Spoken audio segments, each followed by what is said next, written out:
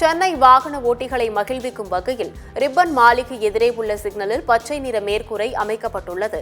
கோடை வெயில் வாட்டி வரும் நிலையில் சிக்னல்களில் நிற்கும் வாகன ஓட்டிகள் நிழலில் காத்திருப்பதற்கு வசதியாக ரிப்பன் மாளிகை எதிரில் உள்ள சிக்னல் மற்றும் எழும்பூர் தமிழர் சாலை சிக்னல்களில் பசுமை பந்தல்கள் அமைக்கப்பட்டுள்ளன. அண்ணா நகர், அடையாறு, வேப்பேரி, ராயப்பேட்டை உள்ளிட்ட பகுதிகளில் பந்தல்கள் அமைக்கப்பட்டுள்ளன என்றும் சென்னை முழுவதும் இத்திட்டம் செயல்பாட்டிற்கு வரவுள்ளது எனவும் சென்னை மாநகராட்சி ஆணையர் ராதாகிருஷ்ணன் தெரிவித்துள்ளார்.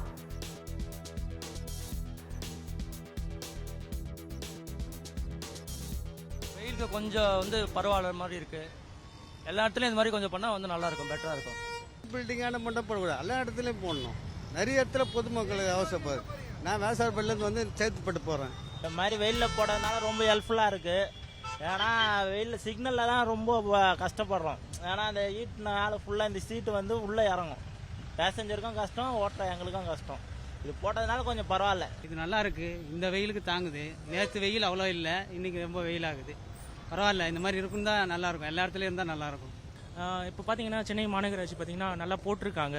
வெயிலில் நிற்கும் போது ரொம்ப ஒரு மாதிரி இந்த ஹீட் பேனிக் அட்டாக் அந்த மாதிரிலாம் வருதுன்னு சொன்னாங்க.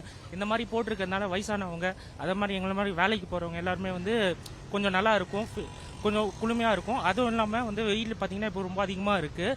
இது போட்டதுனால எல்லாருக்குமே யூஸாக இருக்கும். மக்கள்லாம் சென்னை கவர்மெண்ட்க்கு ரொம்ப தேங்க்ஸ் சொல்லுவாங்க. இங்க மேல்கூரை போட்டிருக்காங்கல்ல, மாநகராட்சி இப்போ போட ஸ்டார்ட் பண்ணிருக்காங்க போல.